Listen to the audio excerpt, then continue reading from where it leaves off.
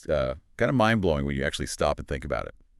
But researchers have found that what you already know, it's one of the biggest factors in how well you'll grasp something new. I mean, think for a second about a time you tried to learn, I don't know, a skill or Yeah. understand some topic where you had absolutely zero background. It can feel like hitting a brick wall, right? Oh, definitely. That's a perfect way to put it. Your brain is, constantly trying to make sense of new stuff by connecting it to what's already stored in there. Right. The more connections you can make, well, the easier it is for that new information to actually stick and become, meaningful for you. And that's exactly what we're diving into today. We've got this fascinating piece of research. It's a massive overview called The Landscape of Research on Prior Knowledge and Learning, a bibliometric analysis. Mm-hmm. This team basically used computer analysis to look at patterns across, get this, Yeah. over 13,000 research studies published between 1980 and 2021. Wow. It's like getting a data-driven map of everything we think we know about how your existing knowledge influences how you learn. Exactly. And it's pretty much impossible for any single person to read and synthesize that much research. Right. No way. So this kind of study gives us this invaluable big picture view of the whole field, where we've been, where we are now, and maybe where we're headed. Okay, so our mission today really is to pull out the key insights from this, well, mountain of information, the stuff that's most relevant for understanding how learning actually works. We want to give you a shortcut, basically, to grasping this crucial piece of learning without you having to wade through thousands of papers. Makes sense. And to help us sort through it all, we have our go-to expert with us. It's great to be back. And yeah, this analysis, it really shines a light on some things you might expect, but also, interestingly, some surprising blind spots in how we understand this intersection of prior knowledge and learning. Okay, so with such a huge scope, I mean, 13,000 studies, where did this analysis even start? What's the sort of overarching picture it painted? Well, the first thing that really jumps out is just how incredibly widespread the study of prior knowledge actually is. It's not some obscure little corner of research. This analysis identified 23 distinct areas, research topics, where what you already know plays a pretty significant role. 23, wow. That sounds like a lot of ground. What kind of different fields are we talking about here? It's truly all over the map. The study mentions examples like how we teach reading, obviously, but also the design of effective learning environments, fundamental cognitive processes like how your memory works when you're learning, Right. even learning in like non-academic settings. Think about a patient learning about their health condition or an employee getting trained on the job. Okay. And that's not even getting into the obvious ones like language learning or math, or even the knowledge that teachers themselves bring into the classroom. It touches, well, practically everything. So it's way, way more than just, what you craned for that history test back in school. Precisely. It's about any information, any experience, really, any skill that's stored in your long-term memory that you bring with you to a new learning situation. Could be facts, could be understanding concepts, knowing how to do things, your beliefs, even stuff that happened to you personally. And the analysis found that these 23 areas, they tend to sort of cluster together into 5 main communities of research. Okay, communities. Let's break those down. What are the main groupings they found? So the 5 main ones are education, which, like you'd guess, focuses on learning in schools. Then learning environments that looks at how different settings and tools impact learning. Cognitive processes, digging into the basic mental mechanics involved. Non-academic settings, which examines learning outside school in more real-world situations. And finally, language, specifically looking at how your existing language knowledge affects, learning new languages or understanding things. That gives a really good sense of the breadth. And this research covered people of all ages, different kinds of learners too, right? Exactly. The studies they looked at included everyone from preschoolers right up to university students and, professionals in various fields. And yeah, a wide range of learners, students, teachers, patients, employees, you name it. And the mental processes they looked at, they ranged from basic stuff like perception and memory to more complex things like comprehension and problem solving. Okay, so across all these different areas and learners, were there any particular subjects or like content domains that researchers seem to focus on most when studying prior knowledge? Yes, very clearly. Yeah. The most frequently investigated subjects were reading, mathematics, and science, which probably isn't a huge surprise, is it? These are often seen as the foundational skills you build on for almost everything else. Right, the absolute building blocks in education. Were there other subjects that popped up quite a bit? Oh, absolutely. The analysis also showed a significant amount of research in fields like psychology itself, engineering, health stuff, computer science, art, music, social studies. Wow. It really just underscores how relevant your prior knowledge is, kind of no matter what you're trying to learn. It's interesting you didn't mention STEM as one big category there. That's a really sharp observation, and the researchers, they actually pointed that out. While the term STEM itself didn't pop up quite as frequently, if you actually added up the individual bits, science, technology, engineering, math, they definitely make up a huge chunk of the research. Oh, I see.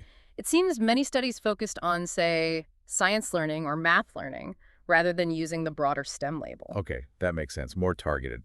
Now, one thing that really caught my eye in the outline was that cultural issues showed up as quite a significant area. That's not always something you think of as a, standard school subject. Yeah, that's a fascinating point, isn't it? And it really highlights how broadly prior knowledge can influence things. While, yeah, not a formal subject, the analysis showed that your existing grasp of cultural norms, values, practices, that stuff is frequently studied in the context of learning. How so? Well, the researchers suggested this connects to things like how your cultural background might affect learning in business settings, or how people communicate effectively across different cultures, Yeah. even how a teacher's own cultural understanding might shape their teaching methods. It just shows how your whole existing worldview shapes how you take in new information. Absolutely. It really drives home that idea that we don't come to learning situations as, like, blank slates. Now, the study also looked at the types of knowledge being studied. What are some of the key distinctions researchers make there? Yeah, they categorize knowledge in several useful ways. For instance, there's declarative knowledge. That's your knowledge of facts, concepts, knowing that something is true. Okay. Then there's procedural knowledge, knowing how to do something, Hmm. like riding a bike or playing piano. Got it.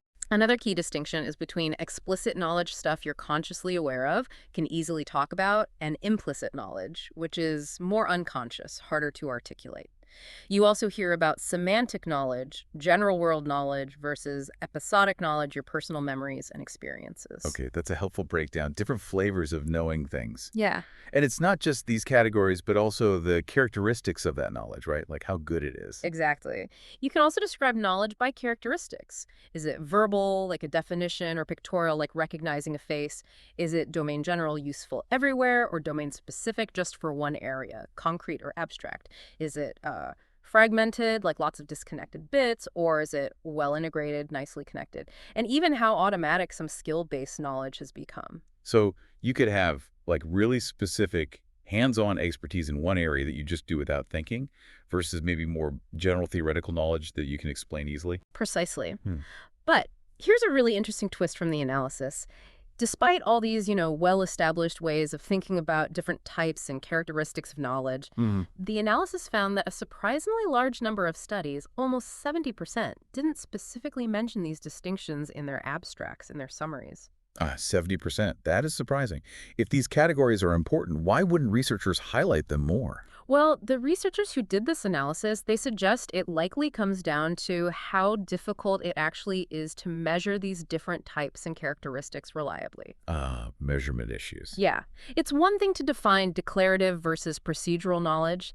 It's quite another to design a study that really measures how much of each someone has, or, how well integrated their knowledge is. These are tricky things to pin down empirically. That makes a lot of sense. Hard to study what you can't really measure effectively. Okay, shifting gears slightly. The analysis also looked at the underlying theories researchers use when they study prior knowledge. What are the main theoretical frameworks floating around? So the analysis pointed to a few theoretical approaches that get referenced more often than others. Things like the 3P model of learning that looks at presage, prior knowledge, process, how you learn, and product, the outcome. Okay. They also found cognitive load theory mentioned a lot. That's about how existing knowledge can reduce or sometimes increase the mental effort needed to learn new stuff. And also conceptual change approaches, which focus on how your existing beliefs can sometimes get in the way of learning new things that contradict them. Right. Those sound like pretty foundational ideas in learning science. Yeah. But was there one single, dominant theory of prior knowledge that most research seemed to build on? Not really, no. In fact, the analysis kind of highlighted that there isn't one single overarching theory specifically about prior knowledge and its impact. Instead, researchers tend to borrow bits and pieces from various theories, sometimes even theories that aren't primarily about knowledge itself. Hmm. It suggests there's a real opportunity, maybe even a need, for more theoretical work to kind of bring these different perspectives together into a more unified framework. So it's a bit of a theoretical mix and match situation right now. Yeah. Okay, moving on to how this research actually gets done. What did the analysis say about methods? Who are the typical participants? What are they measuring? Methodologically, yeah, the analysis showed the most common participants were adults, often university students, which is pretty typical in research, ease of access, Sure. followed by children up to about age 12. Teenagers in secondary school were also a significant group studied. That age range seems to line up pretty well with the focus on formal education we saw earlier. What about how they're measuring knowledge and learning? The measures were quite diverse. Interestingly, fMRI looking at brain activity was mentioned fairly often. Really? Brain scans. Yeah, although it was still less common than all the behavioral measures put together. Other common ways were things like multiple choice tests, transfer tests, seeing if you can apply learning in new situations, and retention tests, just checking memory over time. fMRI is interesting, though. Yeah. Suggests there's a neurological angle people are exploring, but behavioral measures are still king. Yes, absolutely. The vast majority of studies rely on observing and measuring what learners actually do through tests and tasks. But here's one of the most significant methodological findings, I think. While there's a lot of quantitative research collecting numerical data, there's a surprisingly small number of actual experimental studies designed specifically to figure out if changing someone's prior knowledge directly causes them to learn more or better. Oh, hold on. That seems like a really important gap. So we can see people with more prior knowledge tend to learn better, but we don't necessarily have strong proof that actively building that knowledge beforehand is the reason they learn better. Is that it? That's pretty much it. Correlational studies show a link, a relationship, but they don't prove cause and effect. And this analysis really points that out as a major limitation in the field right now. It's a crucial area for future research to tackle. Wow. Okay. So based on this whole big picture, what are some of the key things we still don't know? What directions should future research really be pushing in? Well, there are several important areas. First, like we just discussed, we really need more integrative theories. Theories that can connect the dots between, say, prior knowledge in reading and prior knowledge in, professional training. Bridging those gaps. Exactly.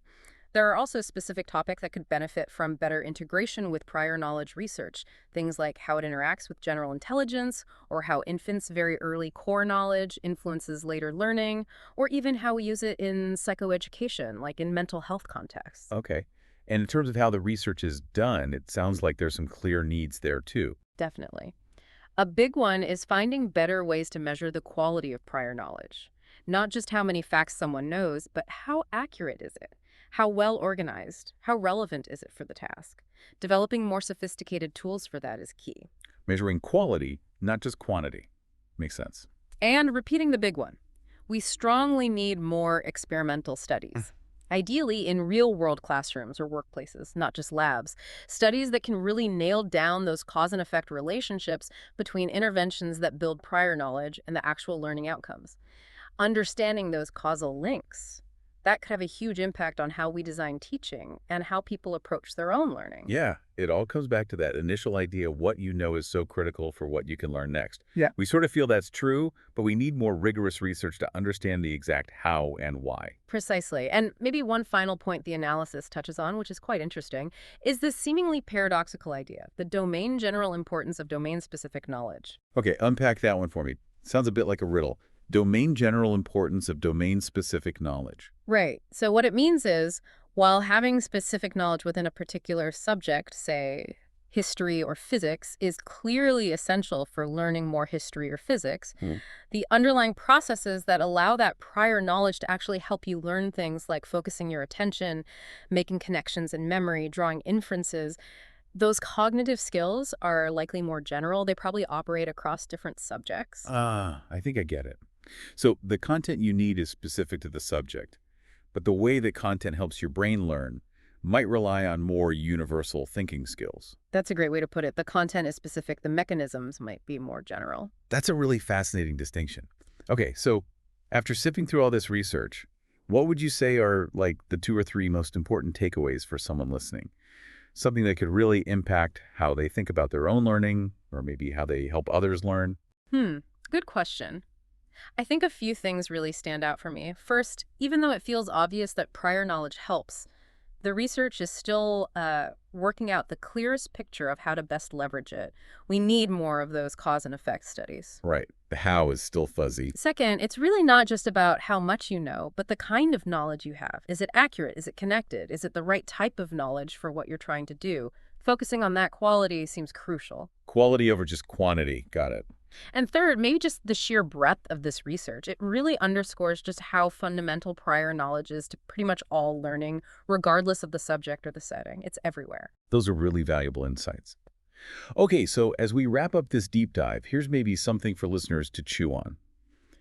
Given how strongly we believe in the power of prior knowledge, what if the way you're currently trying to build your own understanding, or maybe the way you're helping others learn, what if it's missing some of these key elements, like maybe focusing too much on just piling up facts and not enough on building that deeper, more connected understanding? Or perhaps not actively thinking about building the right kind of prior knowledge needed for what comes next? That's a fantastic question to leave folks with.